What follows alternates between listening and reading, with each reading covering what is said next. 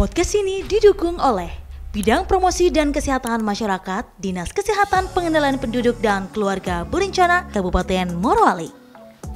Assalamualaikum warahmatullahi wabarakatuh. Shalom, Om Swastiastu, Namo Buddhaya, salam kebajikan dan salam sehat.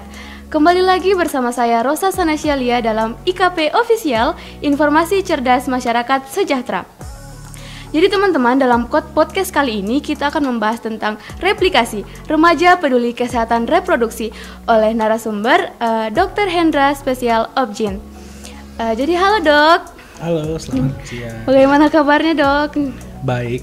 Jadi kita bicara santai ya dok. Iya. Kita bahas tentang remaja, kesehatan reproduksi pada remaja.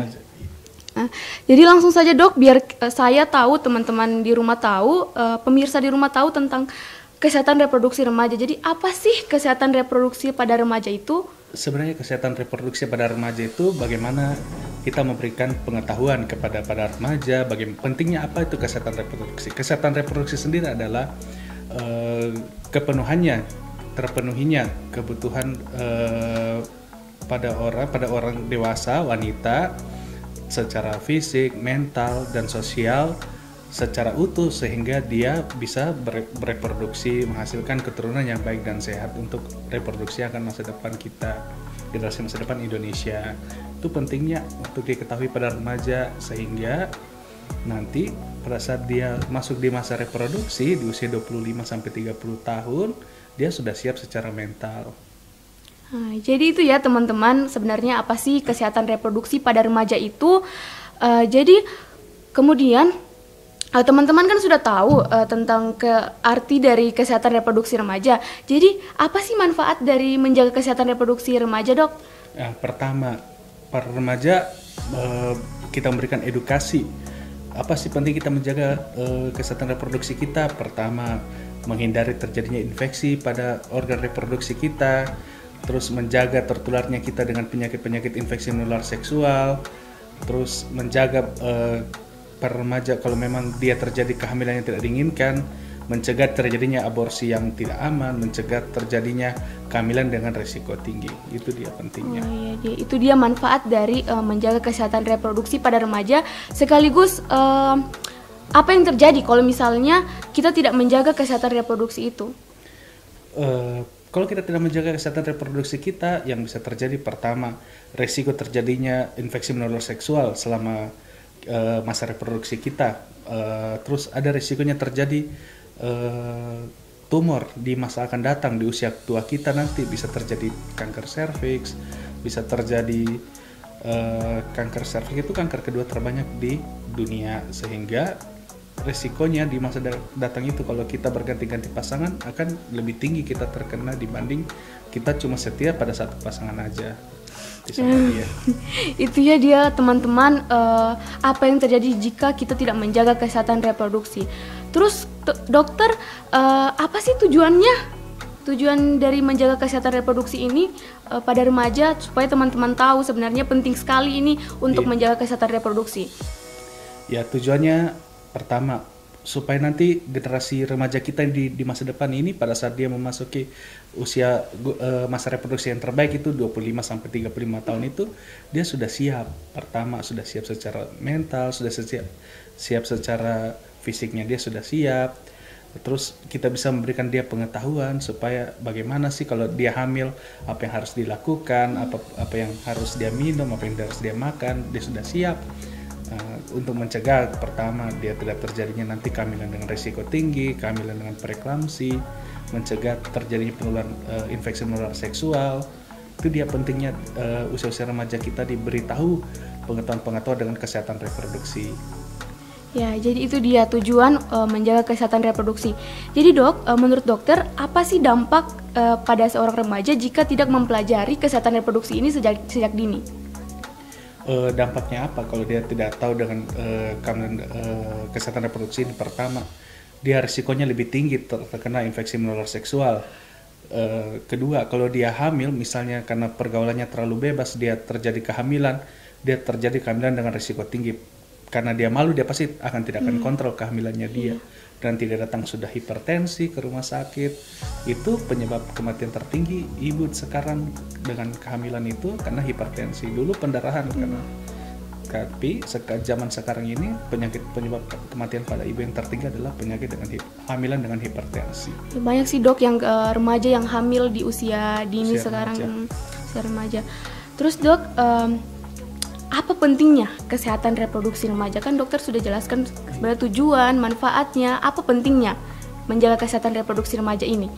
Pentingnya sebenarnya hanya untuk kita mencegah penularan seksual, infeksi menular seksual itu, sehingga di regenerasi kita akan masa depan itu terkurang terkena infeksi menular seksual, berkurang juga risikonya terkena kanker mulut rahim, berkurang juga angka kejadian kehamilan dengan risiko tinggi tersebut. Karena selalu kita mau mencegah 4T. Apa sih 4T itu? Terlalu muda, terlalu tua dia hamil, terlalu banyak anaknya. Itu dia yang kita hindari, jangan sampai terjadi. Karena kalau 4T itu sering terjadi, maka angka kematian ibu di Indonesia akan semakin tinggi. Sedangkan kita harapkan selalu angka kematian ibu di Indonesia itu harus semakin menurun dari tahun ke tahun. Itu dia targetnya kita. Oke, dokter udah jelasin dampak semua ya, tujuannya. Terus bagaimana caranya dok kita menjaga kesehatan reproduksi itu? Menjaga kesehatan reproduksi kita, pertama kita harus tahu bagaimana, apa sih perbedaannya organ reproduksi pada pria dan wanita, itu harus ditahu. Terus nanti setelah kita mengetahui dari sisi anatominya dia, nanti kita lebih gampang lagi menjaga kebersihannya. Kalau daripada perempuan, biasanya jangan suka tahan kencing, terus pola ceboknya juga diperbaiki. Pola cebok yang benar itu dari depan ke belakang. Iya, bukan dari belakang ke depan. Karena itu bisa-bisa kumannya yang dari anus masuk organ ke reproduksi. vagina. Oke dok, terus bagaimana solusi yang tepat untuk mengatasi masalah kesehatan reproduksi pada remaja? Solusi yang tepat. Solusi yang tepat sebenarnya pertama, supaya terhindari dari kejadian kehamilan yang tidak diinginkan, pertama kita pasti mendekatkan diri kepada Tuhan yang paling utama, itu yang utama. Terus energi kita yang banyak ini, remaja itu energinya lebih banyak dibanding usia-usia kayak saya ini. Dia harus lebih mengarah ke area yang positif seperti belajar atau banyak ikut kegiatan pramuka, kegiatan sekolah. Itu yang harus lebih diutamakan, karena kalau dia tidak mengarah ke positif, dia pasti akan mencoba ke arah seks bebas. Itu yang harus kita hindari. Terus dok, apa saja yang mencakup pelayanan kesehatan reproduksi? Apa saja sih yang mencakup kesehatan reproduksi itu? Ada 4 sih yang utama. Pertama, kesehatan ibu dan anak, kesehatan keluarga berencana, terus pelayanan untuk pencegahan infeksi menular seksual dengan pelayanan untuk kanker.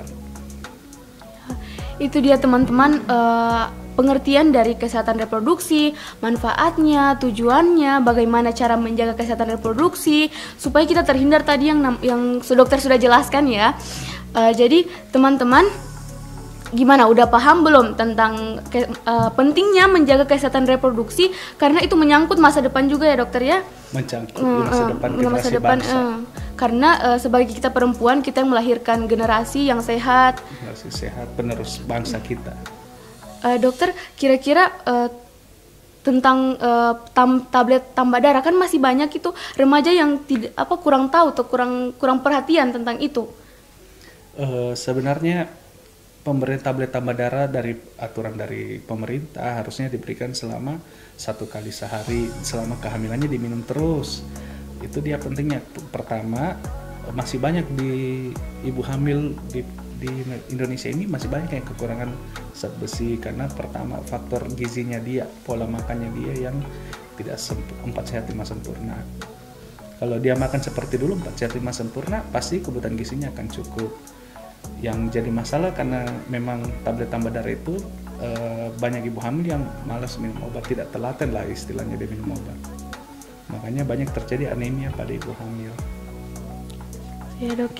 Terus kalau memang dia anemia pada kehamilannya dia, efek jangka panjangnya itu bisa terjadi stunting nanti pada bayinya.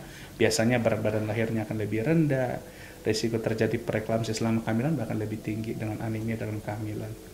Tapi kan banyak dokter yang tidak kan pemerintah ada kan program ini, program pemberian tablet tambah Tambah darah. Tapi kan banyak orang yang tidak mampu pemenuhan gizinya, mungkin gizi yang seimbang yang sesuai aturan. Sebenarnya kan tablet tambah darah itu sudah gratis dari puskesmas, sudah diberikan secara rutin. Kalau ibunya rajin ikut posyandu, akan rutin diberikan asam folat, diberikan kalsium, tablet tambah darah dari ibu bidannya. Kalau memang tidak ke posyandu, minimal dia melaporlah ke bidan desanya supaya diberikan tambahan multivitamin. Kalau dokter sendiri pernah tidak ketemu sama ibu hamil yang jarang minum obat tablet tambah darah?